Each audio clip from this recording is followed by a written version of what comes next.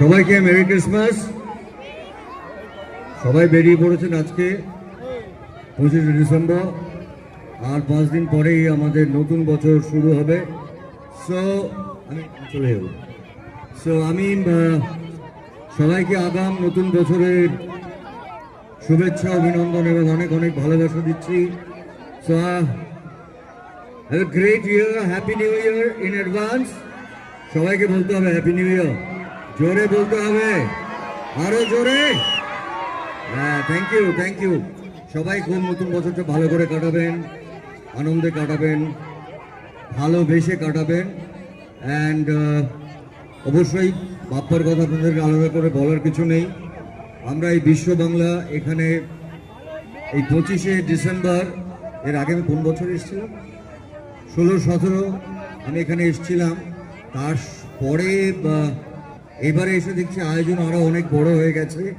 এটা একটা দারুণ ইনিশিয়েটিভ, কারণ এই ক্রিসমাস আসলে এমন আমরা ছোটবেলা থেকে দেখে আসছি, যখন একদম ছোট ছিল, ক্রিসমাস আসলেই আমাদের বাড়িতে কমন, সবার বাড়িতেই একটা ক্রিসমাস কেক, একটা ক্রিসমাস ট্রি আর সান্টা ক্লজ, এটা মাস্ট। এখানে বাচ্চাদেরকে এনে কেক, ক্যাডবেরি দেওয়া হয়। আই থিঙ্ক এটা বিশেষ করে এই দিনটা বাচ্চাদের জন্যে, কারণ তারা মনে করেন যে সান্টা ক্লজের কাছে যা চাওয়া যায় তাই তো তাই পাওয়া যায়, রাইট? সো অবশ্য আজকে গুগল করে আর বাচ্চাদেরকে সেইভাবে বোঝানো যায় না, মোটামুটি 4-5 বছর কেটে যাওয়ার পরে তারা গুগল করে বলে দেয়।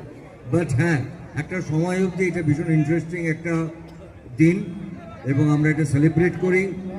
আর আমি আন্তরিক ধন্যবাদ জানাবো বাপ্পাকে এবং তার এন্টায়ার টিমকে এত বড় একটা আয়োজন করার জন্য। এবং এটা আমার কাছে কোনো অনুষ্ঠানে আসা নয়, এখানে আমি কোনো কারো ডাকে আসি না। এটা আমার কাছে একটা প্রায় রিচুয়ালসের মতন হয়ে গেছে যে কলকাতায় থাকলে 25শে ডিসেম্বর আমার বাপ্পা এবং তার টিমের জন্যে আমি এখানে আসি, কারণ আমার নিজের ভালো লাগে।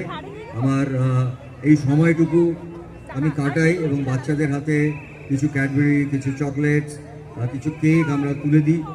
অনেকেই এখানকার, একটু আগে আমি শুনেছি যে অঙ্কুশ আর হিন্দিলাও ঘুরে গেছে, আসবে ও, তার মানে আমি আগে এসেছি। চলো চলো, আমি একটু আগে গাড়িতে বসে বলছিলাম ওদের কি হেলিকপ্টার আছে, ওরা কি করে চলে এলো আমার আগে। সো মানে এতটাই ট্রাফিক আজকে। আর ইনফ্যাক্ট আমার বাইরে যাওয়ার ছিল, মানে বম্বে যাওয়ার ছিল। তো